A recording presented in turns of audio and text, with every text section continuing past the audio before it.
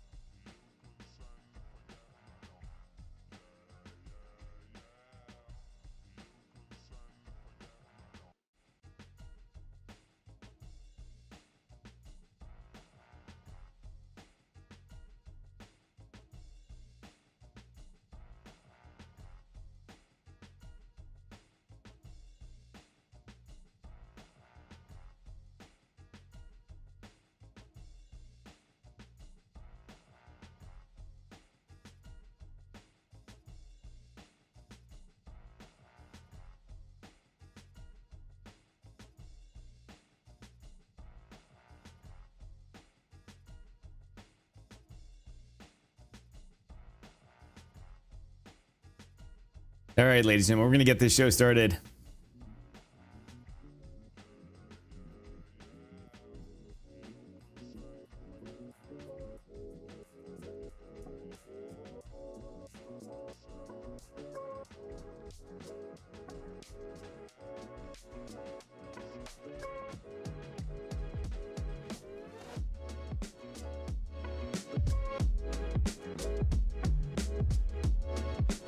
Good morning, Space Cat. Welcome to DYOR Live. Good day, everyone. I'm here early for a change. Too hot to go outside, so just relaxing in the house.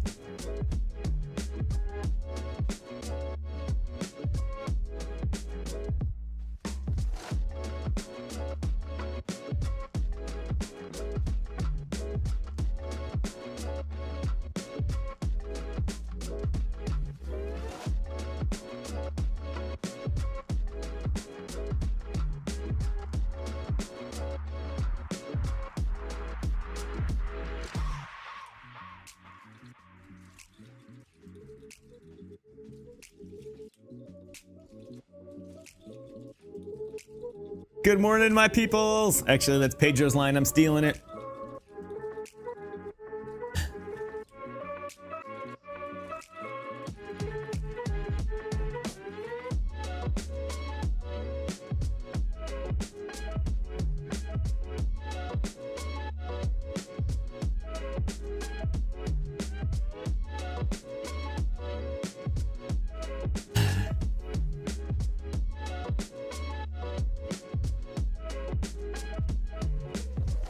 You guys can't hear Pedro in the background. He's talking on an X Spaces, and I'm able to monitor it.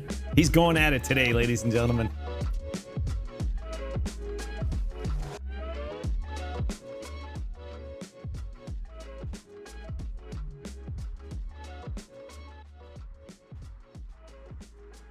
Good morning, everybody. Good afternoon, good evening, wherever it is in the world you're coming to us from. Welcome to DYOR Live. My name is Tom, otherwise known as Striking, here in the digital media universe. So glad to be hosting another episode of DYOR Live here on the DYOR Media Network. I got a lot of things going on today, including listening to Pedro talk on an X Spaces right now, trying to educate everyone about the market.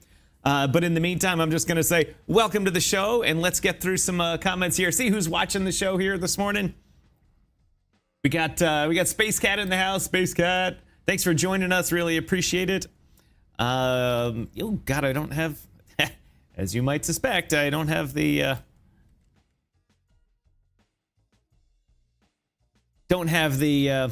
it's hard listening to Pedro when he's going at it. You know how when I say Pedro, let's calm down here or something like that, they don't have anyone on it. Although I can speak into his ear. My broadcast stuff is sitting where you got it. So he's on an X Spaces on the other side of the planet, but I can whisper in his ear topics, which I'll do right now.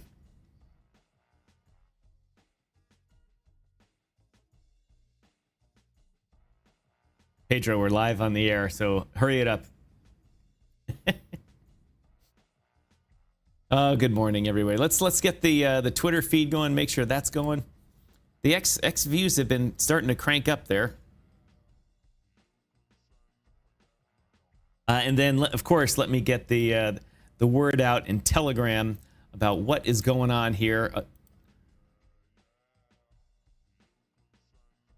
Got some skeptics over there. I can hear Zach quizzing them.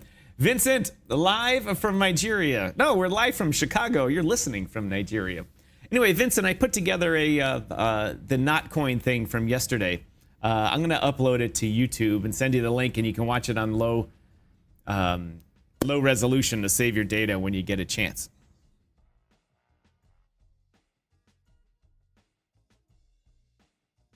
But Vincent, go ahead and watch that. To summarize it from yesterday, Pedro said that you got to wait for it to come down to 1.1 cents before we get anywhere with it.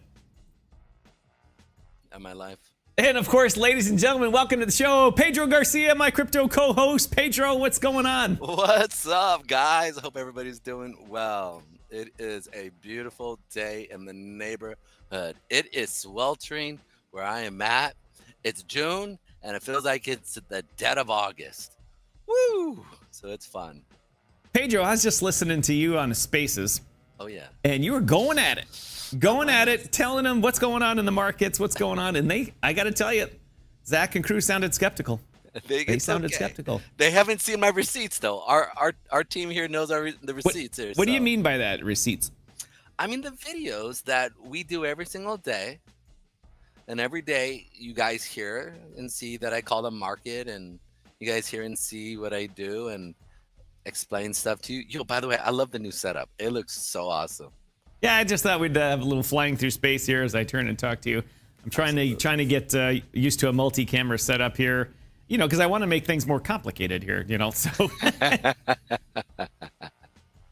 absolutely, that's what I like to do. Ladies and gentlemen, we've got a person we haven't seen in a while here. We thought maybe a tornado would come by and kill them. Ladies and gentlemen, Chuck Jansen. Stock. Using the whole fist stock? That's right, ladies and gentlemen. But anyway, Pedro. Yes, sir. Oh, look at my My scroller is not working. My I think I just scroller. got in trouble by a bunch of people. They got pissed off. Yeah, Zach's room is definitely not a bearish room. It's not. Definitely not. He builds his whole thing on growing crypto, and he's working towards that $1 trillion market cap in altcoins, and so the naysayer. But it's the truth. I mean, the markets are getting crapped on right now. Even Rand here to my right, or to my left, to your right, here is just talking about basically the end of the altcoin market is just imploding right now. I mean, it is going down, but it ain't imploding like I'm expecting yet. So we'll see. Well, I got to do the holla because why? Ladies and gentlemen, Chuck Jansen in the house. Ladies and gentlemen, Chuck with the super chat. You know what, Chuck? Is I was just getting ready to enable the automatic yay thing, the super chat monitoring thing, and you beat me to it. So I'll have to work on that another day. But anyway, thanks to Chuck Jansen, our prolific donator here, and as always, we appreciate every dollar that you guys send us. Pedro and I use it to make the show a better place, to get the word out about the show, and to try to bring more viewers into our great little space that we have here. That's different than everyone else's show. We have more of a fun talk show. Do hit the main topics of the day. Have some good interviews now and then, and of course, get the goods from one Pedro Garcia. So Chuck, thank you very much. Really appreciate it. Troublesome Creek, a multi-decade professional musician, says, Tom, your sound is a lot better. Well, right until about 5 minutes before the show, it was a complete disaster. I was actually trying to, I don't know if you get, maybe if someone's watching, if you could tell my voice is synced up with my mouth. I doubt it. But I was trying to rerun my audio through my camera, so it syncs up on the HDMI signal. And I was just getting all kinds of static. And I was like, screw it. Went back to the normal setup, and that didn't work. So thanks, Troublesome. Maybe you can help me figure out how to run my stuff through the camera properly.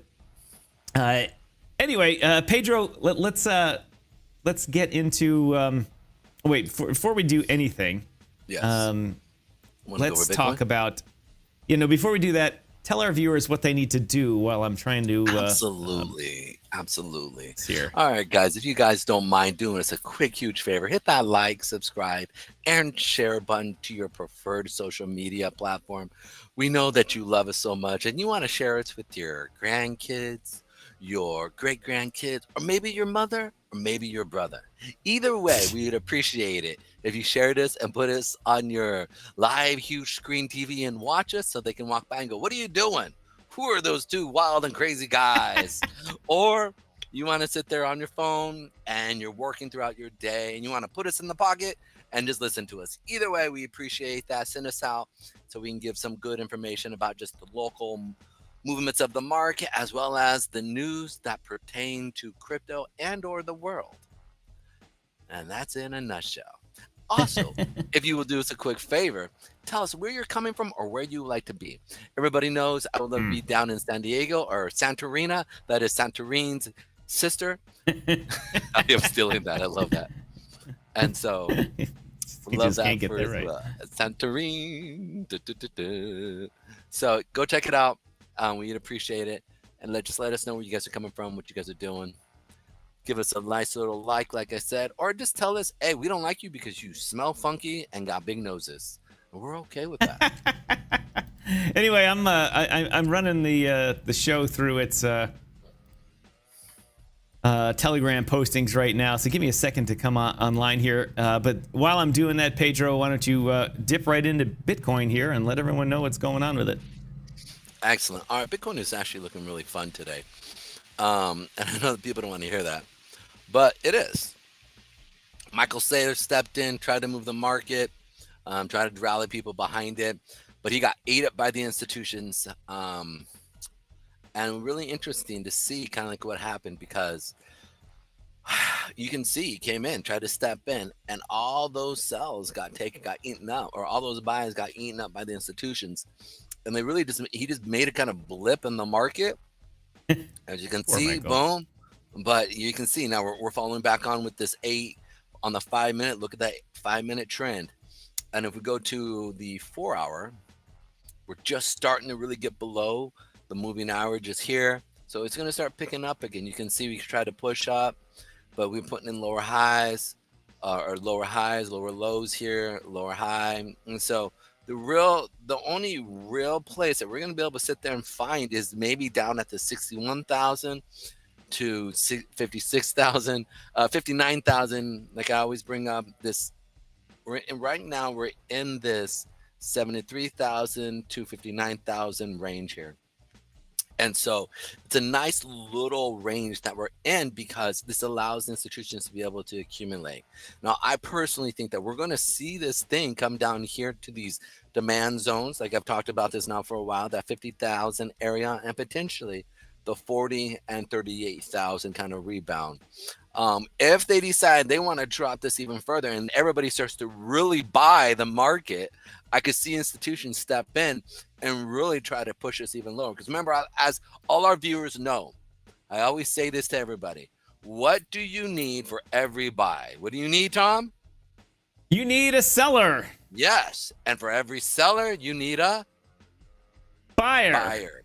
And so what happens is institutions go and they're always looking for orders, and especially with the onslaught of the need for Bitcoin, okay, everybody's buying.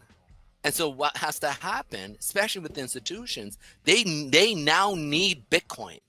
And if everybody is buying, they can't buy, and they're not going to buy at this crazy levels. So what they're going to do is they're going to drop this market, they're going to accumulate, they're going to hold, and they're going to borrow against it to drop it. And this is where I've talked about this. I don't know how the ETFs are going to play in relationship with crypto, because that's really not on the market. We don't really sit there and can see what's happening on the institutional side in relationship to what they're doing, right? Are they borrowing it to push it down? What's actually happening? Can they use that as collateral to drop this market so they can say, hey, we got X amount of Bitcoin, give us X amount, because they live in an infinite world of money system, right? Or an infinite money system world. The infinite money machine. Yeah. And so what can they do? They can borrow. And then all of a sudden they're able to borrow and push this market down. And so this is why I think and then as it drops and as everybody's buying, until they get to the point where everybody is starting to sell their Bitcoin, they're not. I see this thing continuing down until they're able to buy in and everybody gets fear in the streets. Like we've seen this throughout all of history. This isn't the first time. And it's going to be really interesting to see as we move forward. In the streets. Exactly. What does Warren Buffett say? Buy low, sell high. No, when there's fear in the streets, I don't know. He uses the Churchill quote: "Never let a crisis go to waste." Yeah, that's pretty much it.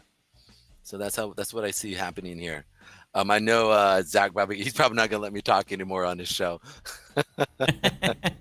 He'd be like, he's gonna see me over at the Futurist Conference and be like, dude, that was a dick move, bro. I'm like, nah, man. But I'm the truth. I went out there last week and I started talking to them, say, hey guys, continue. I see this going lower, and everybody's like, oh, we're gonna bust out. I'm like, I sometimes even preach it's gonna bust out, but a lot of times I'm like, this thing's gonna drop. And so this is gonna be really interesting right here to see what's happening here. I expect to see at least come down probably this week down to that 61,000, just because you see sellers, people are buying, and now I'm seeing sellers step in. So it's that simple. Where do you think Michael Saylor tried to move the market? I forget. It was actually Zach who said he actually bought today. So I'm actually quoting him. I would say this was him. Try to push up this market here. He was talking about the news I saw from him a while ago, like last week, was that he was having another corporate bond sale for $500 million and stuff like that. $500 million in Bitcoin now is nothing to sneeze at, but it's not a market mover. Nothing. I mean, you got a lot of money has to come in, and I'm guessing Trillions. I'm guessing he didn't drop a market order for $500 million. I'm guessing he steps it in and orders wisely, and probably has 6 different routes that he's buying it on multiple exchanges and stuff in order to avoid being front run, and all the other shenanigans. And so probably does things in a way that doesn't overly affect the chart in the first place. But spreading $500 million out. I mean, Bitcoin did $250 million. I'm sorry, Binance did $250 million in not coin yesterday. Just the crazy volume. I can't remember. I think it was not coin. We went over it. It's $240 million in 24-hour volume just on Binance. Yeah. So, I mean, that's a lot. It's a lot of money. Yeah. A lot of money. I'll bring this up. And this is like super important. I think we should consider. Right now, there's some major turmoil happening in the world. One, Japan has just said, hey, look, we're going to sell off a ton of long-term debt because we actually make more money in short-term debt with Americans and us sitting. And many of us know, like when I talk about the bonds, right, we go over this a lot. And this is like super important, right? One being, interest rates right now on the 30-year, right? You're making literally 4.4%. And I'm saying that I'm at the 5-minute. Let me go ahead and get the day. 440-ish. But you can see we're dropping here. And we talked about this. I expected to see us push even higher, right? But around here, I think it was around here, I said expect to see a sell-off because what I started seeing. But it was really interesting. Interest rates started going down now. They're going down. Like whether or not Powell wants them to go down or not, interest rates are going down. You can see right here, we're at 440 since Powell talked. I think that was Thursday, or maybe it was this. You can see here, we're kind of settling down. We're starting to move down. This is the 30-year. This is super important. If I go to a 1 year, I'm making more yield. I'm making literally 400 basis points. Okay, so that's a big deal. That is a big deal. So 40 cents is 400 basis points. Basis points based. No, it would be 40 basis points. 40 basis points. Excuse me. They're making 40 basis points, and when you're talking billions of dollars, hundreds of billions of dollars, this is a big deal because they need to make that money because this is how they keep up the infrastructure of their government, how they keep up infrastructure of their actual establishment and like roads. I don't know how their system works, but they need that cash as a government. And they're sitting there. They have the same chart as we do. I mean, you can sit there and literally, oh, snaps. You see this? I didn't see this today. Look, we actually are starting to see a dip in the 1 month government yield, which is really interesting today. And this is literally what's happening. They're messing with Japan because Japan is starting to funnel into short-term bonds, and now they're dropping. I gotta check something real quick. Hold on. That's right. Yeah, dude, this is crazy. All right, we'll see. So recently, we saw with the last few days, we've kind of put in a bunch of stuff here. So we're now starting to drop off of basis points here of a 1 month bond, or 1 month note here. They don't call them notes. What do they call them? Treasury notes, bonds. I think it's treasury note. Forgive me. As you can see, show. Go ahead. Hey, nutheads. That's funny.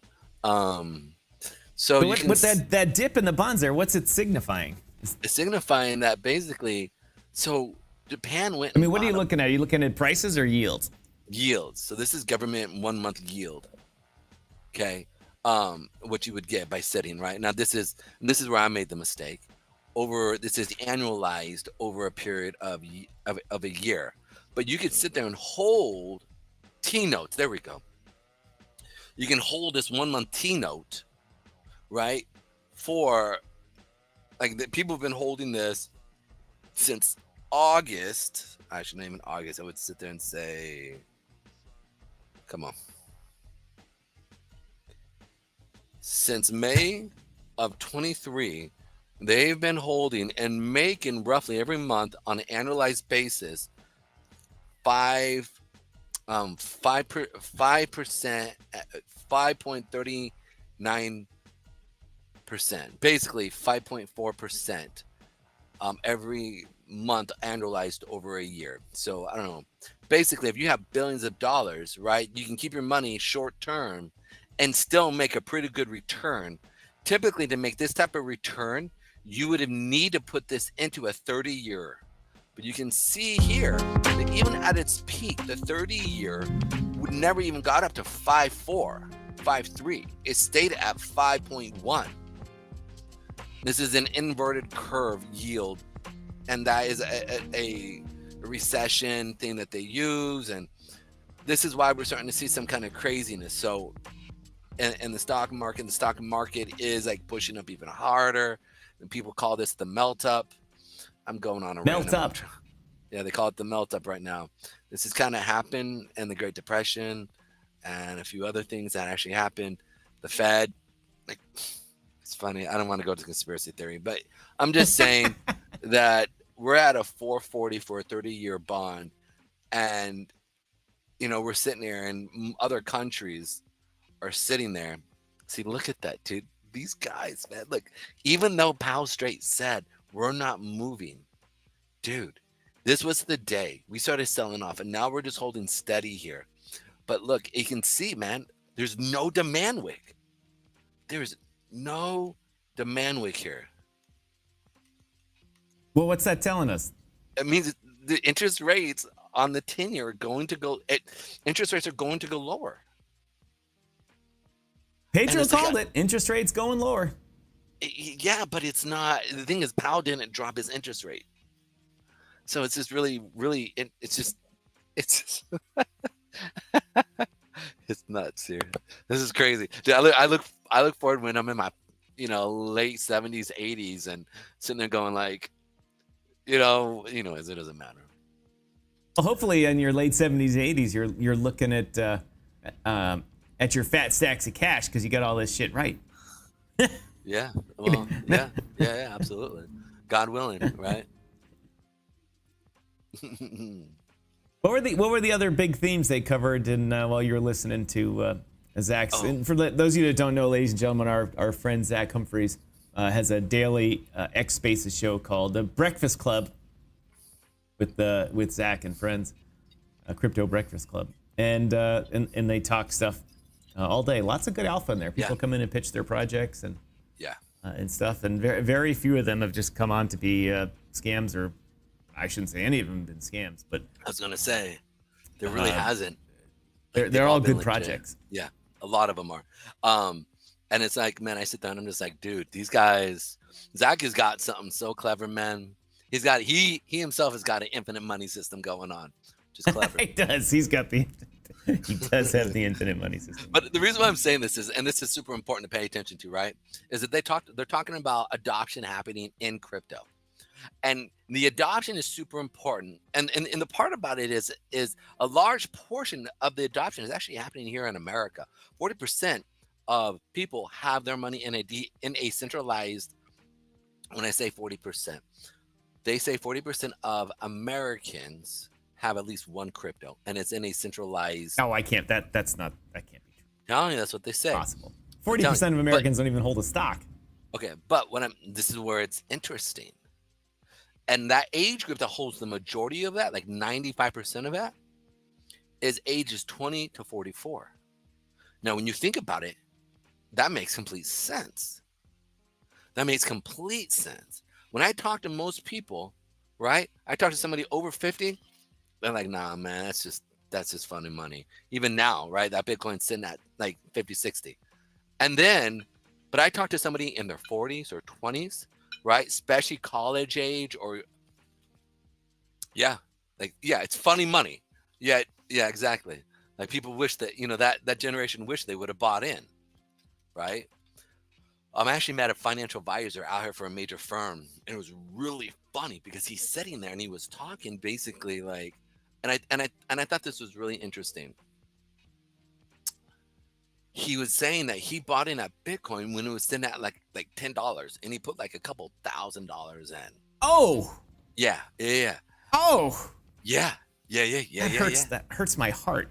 Oh. Right, dude. And he just forgot about it. He forgot about it, and he just sat there, And then he just last bull run went back and was like, somebody mentioned it in a firm talking about maybe about the ETFs, and he was just like, what? Bitcoin is, because he's so wrapped up in traditional finance that he wasn't even really paying much attention, even when BTC mutual funds were being not mutual funds, but ETFs are being talked about, right? Because he's more in like stable, bonds and corporate bonds and stuff like that. And many times you can just stay in that world because you're dealing with literally hundreds of millions of dollars, or excuse me, hundreds of billions of dollars. But a client may come and give you like, 30 million, 100 million, and hey, I need this safe, right? And so his whole entire life is finding good, secure ways for these guys to keep their money safe.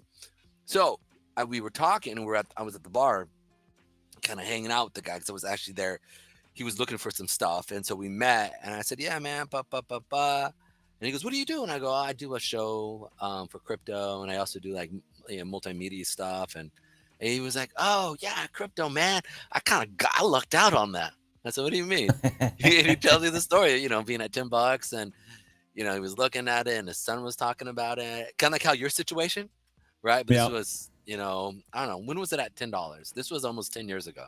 Yeah, that'd be 2012, 13. Yeah, so it was around then.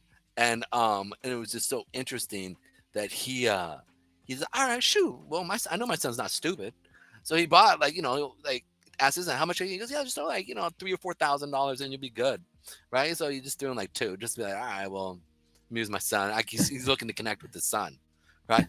Forgets about it. His son forgets about it. And legit, you would think, right? Boom, opened it up, was like, yeah, bro, like 10 million. yeah, whatever it is. I mean, I think for him, the money that he made off of it wasn't anything exceptional. Because what he I don't want to talk about those people anymore. No, man. He worked, dude. He's worked his ass off. Came from nothing. Parents were immigrant Italians, and they struggled to send him to college, right? And he got into finance and got into there are certain people in the world that they work hard. I'm not saying they don't work hard, but everything they do turns to gold against the averages and against the odds. I have a friend who started an insurance company. And now it's a massive travel insurance company, and he doesn't do shit anymore. But everything that he then puts his money into just works out. Like, oh no, I put $1 million in that, and it turned into 10 million. And it never once does he say, oh, I put $1 million into something and it didn't work out. And it's not like he's just cherry picking things, telling us. We know what he's talking about and stuff like that. And he's like, oh yeah, like every decision he makes works out. And it's like wait, you have to fail sometimes. You can't.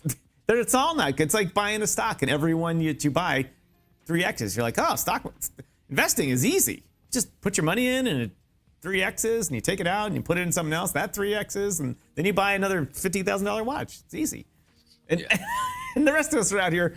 Arr! Absolutely, man. Absolutely. I don't disagree with you. But there also those. Ariel, welcome to the show. Thanks for joining us. Really appreciate it. Appreciate every viewer today on this slow summer week right now. Oh yeah, I love these days. This is when the good things happen. See, here's the thing. When you start to see slow things like this happen, right? This is when you want to be in. Okay? Like right before, there's always a calm before the storm. There's always some like. And so every time I see this stuff, man, I always think, man, something's about to pop. Is it Friday yet? Oh, you're waiting for Full Ramp Friday, JoJo? I think she's complaining about the week. I got it. I love Ariel it. says, it's a pleasure to watch this incredible show always. Thank you for making it real, guys. Well, thanks. We try to keep the Moon Boy stuff out of our show here. We keep practical advice, talking, have a little fun too. Yeah, mix things up. Yesterday, I looked like I just crawled out from under a rug or under the bridge that Pedro broadcasts from, and and today I changed it up with a shirt By and a the shower. river, And I got a collar. Oh yeah, Pedro's down by the river, but there's always construction there. That's why I say it's a bridge. Try to have a little fun here while talking about the markets and that, and of course trying to entertain all of you. And Jojo, thanks for tuning in. I really appreciate it. I wasn't able to make bingo last night at Nuts. I actually tried, but sleep came on. Sleep came on. Oh, no bingo. Wow. So I would have been the only one there. or it just would have been you and I playing bingo. Oh, yeah. Would you like to play a little bingo? Oh, yeah. Bingo. Just the two of us. Just the two of us. Just the two of us. Anyways, on a side note, Binance was fined $2.2 million by India FIU, which was really interesting. This is the highest fine ever imposed on a crypto entity in India, which is really interesting. No. Right, they did have bingo night. Just no me there. Got to keep reminding me. Like I said, I'm here in Chicago without the missus. Means grilling out at my sister's Cubs games, beers at the bars I haven't been to in a long time to see my buddies. Nice. And not only that, but it's perfect weather for getting the motorcycle out and just cruising around, having a little fun. When it's just that perfect temperature, like 80 degrees and low humidity, and there's just a slight wind. And I wear kind of like this half helmet without a face mask, so I just wear sunglasses. And also, the wind coming over, it's like that's freedom for me. You know, it's freedom. I was telling Natasha about it, Mrs. Striking, saying as Pedro says, I get that dopamine hit. Love the dopamine hit, man. It's amazing. No, there's no balls there, only nuts. And balls. Oh, Jojo, your humor is good. It is good. It's good. All right, let me talk a minute about. Wait, I never finished with Zach's group. Oh, you're right. You're talking about Zach's group. So guys, go check him out. He's on Twitter. It's called the Breakfast Club, or is it called the Crypto Breakfast Club? Shoot. Yeah, whatever. Something like that. We'll put it down in the show notes here so you guys can check it out. Don't forget to do that, Tom. But what they do is they talk about, pressing topics that need to be kind of talked about in crypto. And he has about 100 plus people who come in and out. And I've seen it get up to like 200-300 people, which has been pretty cool. Yeah. And the things that they talk about like are pertinent to where we're at currently in crypto. And also he gives a lot of alpha. But the most important thing he was talking about is the adoption happening here around, in particular in America, because that's really where you're going to see the onset of a lot of money really pushing, and where I think we could potentially see one of the greatest pushes of Bitcoin, where we're going to at least see a 2 or 3x. And more importantly, I think what's important is that when I went up, I basically talked about some, charting stuff, but also what I talked about was in America, we need to gather together as a whole, and we need to really push forward. And the primary people who are in crypto are ages 22 to 44. We are that next block of voting powerhouses. And so if we come together under the banner of crypto, one of the things we can do, and this is the thing that makes crypto so cool, is that the ability for self-custody allows you to be able to have true freedom with your money, i.e. being able to go anywhere and do what you want to do without the ever impressing hand of the government upon us. So I was saying that what we need to do there, and this is partly what the space was about, apart from, people talking about the project, stuff like that, but how do we get adoption? And I think if we all come together, start sharing at the Christmas table, we start sharing at the XYZ table, and then actually go and just buy them some crypto. Say, hey, look, let's go through and let's get you crypto, right? Like, I'll buy it. Here you go. Here's $10. Pedro, you're preaching to the choir there. Everyone you're listening to is involved. Everyone that's in our show that's involved. Yeah. I mean, we all want to get more people on it, and most of them, frankly, are sick of hearing from us. Ladies and gentlemen, we got Crypto Mike in the house. Oh, shoot. Right, ladies and gentlemen. Oh, Canada, coming to us from Manitoba. Manitoba is a large acronym that stands for Middle Ass of Nowhere. Middle of the Nowhere. That's what Manitoba actually stands for.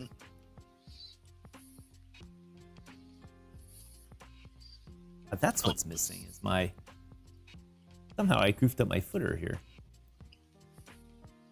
There we go.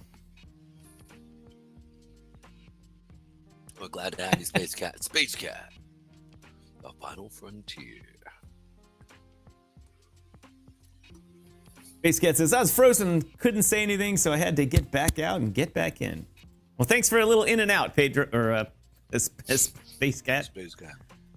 Little in, little out, little in and out. That's a line from a movie that, if anyone here can pick it up, maybe Chuck Jansen can. Little in, little out, little in and out. So what are some of the big news happening in crypto today, Mr. Well, Herlihy? one of the things that I wanted to talk about before just general news and that type of stuff, is this concept that I've heard a lot of people talking about, and I've been trying to put it together. Is the I'll use this word dichotomy, but I'm not sure it's right, between this massive amount of money coming into crypto and how big it really is. You know, I talk about a lot, like the market cap of all of crypto. We're like, oh my God, this amazing market, yada, yada, yada. Nothing. Pedro, while I'm talking, pull up the total market cap of crypto. Yes, sir. And in the total market cap, I'm guessing Pedro's going to tell me is about $2 trillion or something like that, or $5 trillion. Back when it was $1 trillion. It's literally $2.36 trillion as of right now, kind of in decentralized, that we can sit there and see. All right, that's good enough. That's close enough. That's a 90% number. And that is the value of all the real estate in Manhattan, plus the Brooklyn now. It's grown a little bit. And so if you think about it in that way, just the small amount of money that is, in the grand scheme of things, I mean, $2.5 trillion is nothing to sneeze at, you know? And so, and where is that money going? Where's that money going? It's going, a lot of these, you can look down through the market caps and say, well, a lot of it's in Bitcoin, and you know, it tells you Bitcoin, Dogecoin, blah, blah, blah, that's where it's going. But there's billions of dollars going into a ton of crypto coins. And what the, my show graphic here today. Here, why isn't it showing? Thirsty Thursday, and I used to do a Thirsty Thursday show and have a beer on air. But I brought it back, not because we're going to be drinking on air. It's because we're drowning in crypto. We're literally drowning in crypto. And there's too many cryptos. A good example is Pump.Fun. All these degens are throwing, the Pump.Fun has done $243 million worth of business. Wow. In the past, I don't know, like that. And they're earning $1 million a day in fees. 2-3 weeks. And whatever the number is, it's some small amount. And the number of cryptocurrencies is a lot. And the amount of cryptocurrencies being created, not just on Solana, but on everything, Base is exploding now and all that money is being parsed out in little bits over zillions of cryptos. And it's people taking chances. But a lot of it's being thrown away. People are throwing 20, 30, 40, 50 bucks at something and doesn't work out, so it goes to $5 and they just forget about it. Or they sell it and it goes to $5. And all this money is being spread out over all these cryptos, and we've watered down the market. We've put too many cryptos out there to trade in.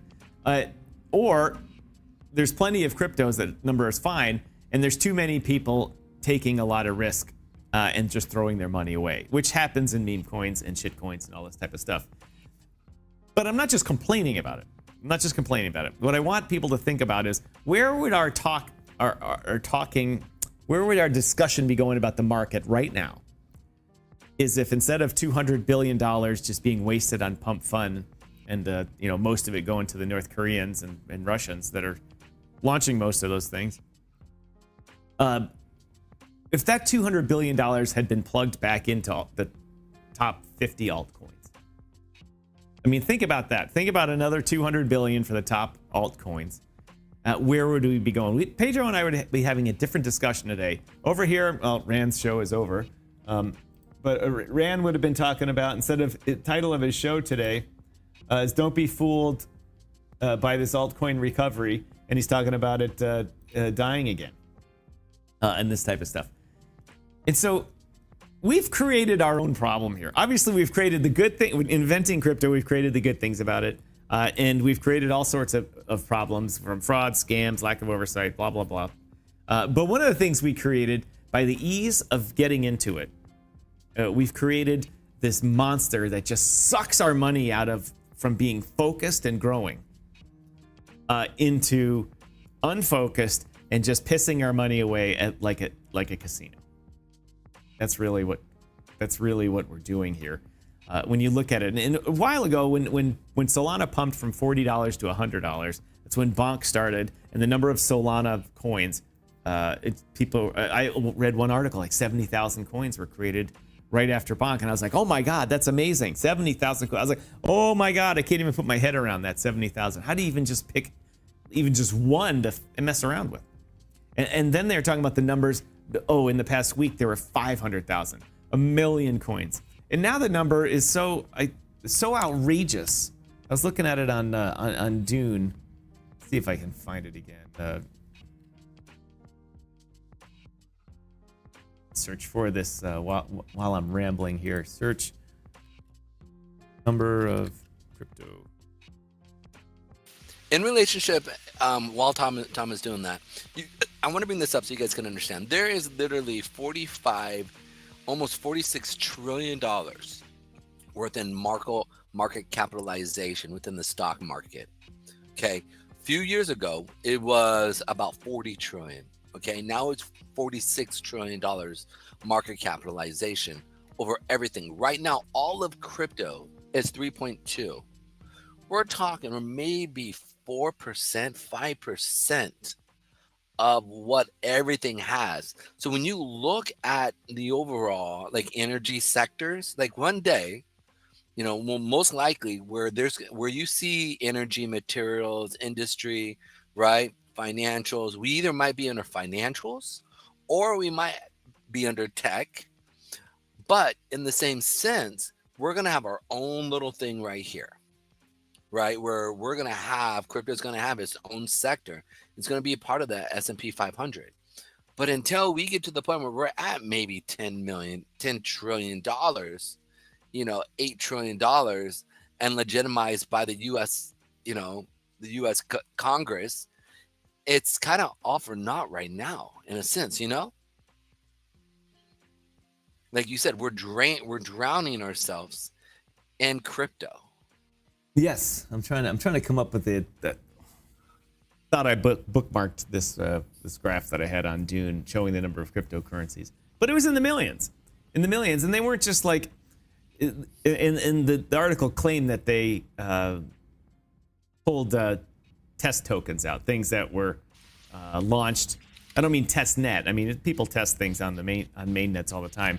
And they feed it with $1 in liquidity and trade thousandths of a cent just to make sure their contract works. They claim that the fine print said that they took care of that. So this was just tokens launched. Many of them, even though there's millions of them, many of them only last a day or two before they get rug pulled or in and out or whatever. But that's money getting spread out all over the place instead of being focused in one spot or in that bunch. Like there's. I don't even know. I think there's 15,000 publicly traded companies or something like that. I don't even know the right number. That's in the U.S. Worldwide, there's going to be more, obviously, but it's not millions. And the money that goes into the markets every week from people's here in the U.S. and people get paid either every 2 weeks or monthly, or some people weekly. Part of their check goes right to Wall Street in their pension fund. In their 401k, retirement fund in Canada, you call it the RRSP or something like that. And that's free money that goes into investing. And it's tons of money going into it. And the financial companies are not taking that money and putting it in Solana pump stocks, or meme things. They're putting them in all the big and the top things and this kind of stuff. And the value of those grow over time because money keeps coming into it. What we're doing is we're taking our money and throwing it in millions of cryptocurrencies, hoping to get 1,000x on it, because that's why we're doing it. We're looking for that one that turns into 1,000x. And it's watered down the market, and it's stopped our narrative. It stopped our narrative cold about the growth and the transfer of wealth from one asset class to another. And that's a problem. And there's no way to stop it. It's not like I'm saying we should have rules and we should have this and that. You can't stop it. You can't stop people from creating smart contracts. You can't place any barriers to entry. I mean, the barrier to entry right now is so low. I mean, for $30, you can launch a smart contract. And I'm sure if Pump Fund can do it for $30, that means, Jump Fund can do it for $1. That's how this works. We all know. So there's no barrier to entry. What needs to happen is education. And here we are speaking about it every day. Educate, educate, educate. Yet the biggest thing that grows is meme coins and pump.fund. So, so what do we do? Made by Toast, welcome. Thanks for joining the gripe session by me here. I really appreciate it. Made by Toast. What else? Let's see. Space Cat says Max Capital Solutions is talking to a lot of big players. The prospectus of potential is massive. Max Capital Solutions. Yeah. Oh yeah, it's Max Chain. They do the freight factoring. Which, if you know about logistics and freight, I was in the freight business for a while as one of my companies. As part of my armored vehicle things. You guys have heard me talking about driving a truck. In the freight factoring is that it's that lowest rung on getting paid, and you pay through. It's essentially borrowing money at high interest rates, and it's tough. It's tough when you have to go through that. It means you have bad clients that don't pay you on time. But anyway, if it's going to cause their token to go, Ariel says, I hope more people check out Owibo, solid and long-term project in gem price stage. Also, Base, I think, will be the new Binance after EEUU political side changes. The EEUU? EU. Is that the EU? Political side change. That's interesting. That's actually really interesting. As a side note, as of 2024, the number of publicly traded companies in the United States is approximately 43,000, or excuse me, 4,300. Really? Sorry, 4,300. Yeah. Okay. This represents a significant decline from the peak around 7,300 publicly traded companies in 1996. The decrease in attributed to several factors included the rise of private equity and venture capital, which provided alternate financial options that allowed companies to stay private. Additionally, the shift from manufacturing to intangible assets, the shift from manufacturing to intangible assets, along with increased regulatory and disclosure requirements, has made going public less attractive for many firms. There you go. So yeah, dude, like literally even less. It's 4,300. Dude. Oh. Don't tell me. I'm telling you. Why? They come in groups. I didn't even touch anything that time. That time it just did it. I was back on. As you can see, my hands are back talking about it. Yeah, I see it. Oh, good, Ariel.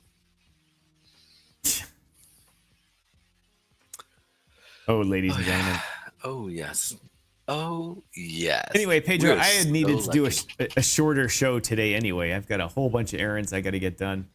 Got to get a car finished getting registered. I've got to get a bunch of stuff. And so we're not going to come back from this one. Alrighty. Well, I wish I was going to go over some market stuff here because I want to go over the stuff that we've called, and now I'm looking to be buying these things as they keep selling off, and I'm excited about it. So, like Shiba Inu is going to be looking sell off. one of my biggest ones that I really like. Where was it? It was Algo. Yeah, we're coming down. Algorand, it's coming down to 11 cents area, to that cent area. You know, it doesn't matter because we're frozen here. So there's This is the first time that it's ever happened, and I wasn't touching anything. It's all good. It happens. No, it's not supposed to happen, and it makes me angry. And I've got 3 help tickets out with the company, and they just can't. They're like, it's got to be your computer, and I'm like, this happens on different computers. It happens. I'm in Chicago. It happens when I'm in Ottawa. Totally different computer system. Maddening, I say. Maddening. Anyway, ladies and gentlemen, I'm just going to end this here. Once again, sorry for the technical difficulties. It comes and goes and drives me crazy, but I'm going to try and work through it so we can have an actual professional show instead of a bunch of... I'm going to say that. Pedro would say, Tom, you're being negative again. But anyway, thanks for joining us. I really appreciate it. We'll be on tomorrow with a full rant Friday, probably following Zach Humphrey's crypto breakfast space. If you want to join us, talk about anything you want. We'll try to listen to the topics that Zach talks about and cover something different. And so we're not talking about the same thing or become an echo chamber or anything like that. But as I say, on behalf of Pedro, Garcia, and myself, thanks for joining us for another episode of DYOR Live here on the DYOR Media Network. And we'll see you tomorrow. Pedro, thanks. Later, brother. Later, guys.